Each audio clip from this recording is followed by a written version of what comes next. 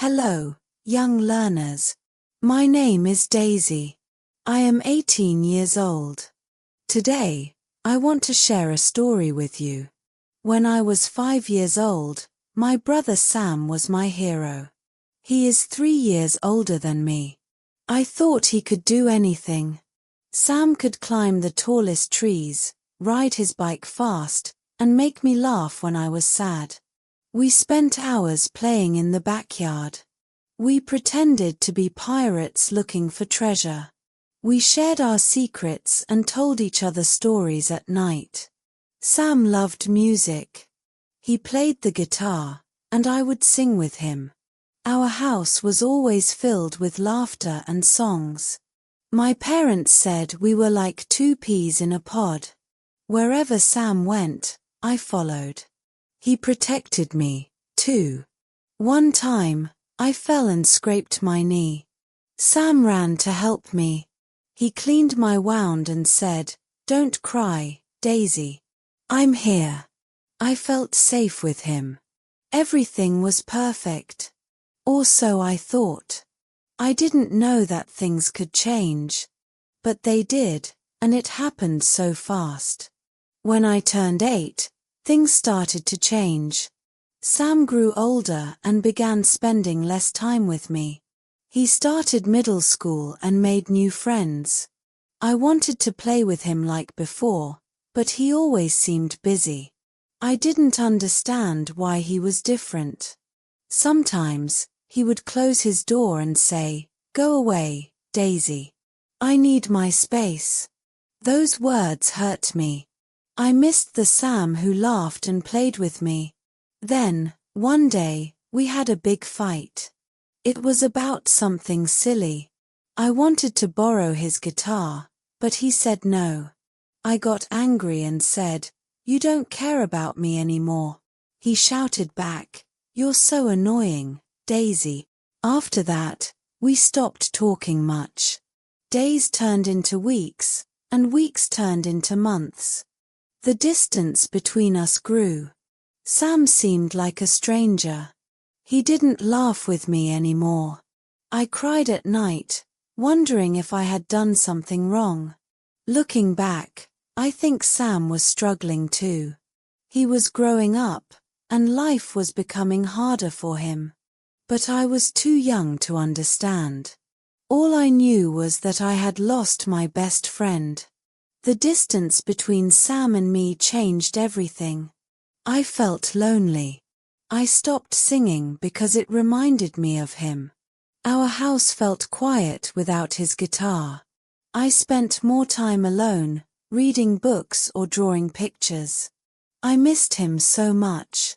Sometimes, I would see him laughing with his friends, and I wished I could join them. But I didn't know how to talk to him anymore. It was like we spoke different languages. My parents noticed, too. They tried to help, but they didn't know what to do. "Give him time," they said. But time only made the gap wider. At school, I felt sad when other kids talked about their siblings. They would say, "My brother helped me with my homework," or "My sister and I went to the park." I wished I could say those things too. But I couldn't.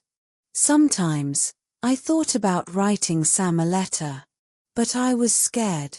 What if he didn't read it? What if he didn't care? These thoughts made me feel small and unimportant. Even though I felt hopeless, a small part of me wanted to fix things.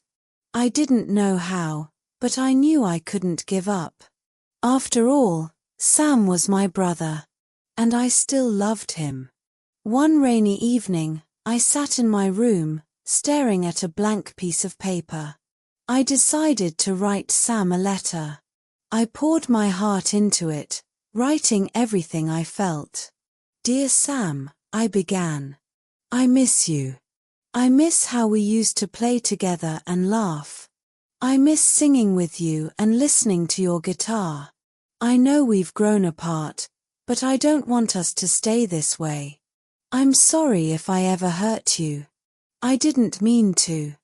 I just wanted to be close to you because you're my brother, and I love you. Can we start over? Maybe we can talk or play music together again. I don't want to lose you, Sam. You mean so much to me. Love, Daisy. I folded the letter and slipped it under his door. My heart was pounding. I didn't know what would happen. Would he read it? Would he ignore it? I spent the night tossing and turning, hoping for a miracle. The next morning, Sam knocked on my door. I opened it, and he was holding my letter.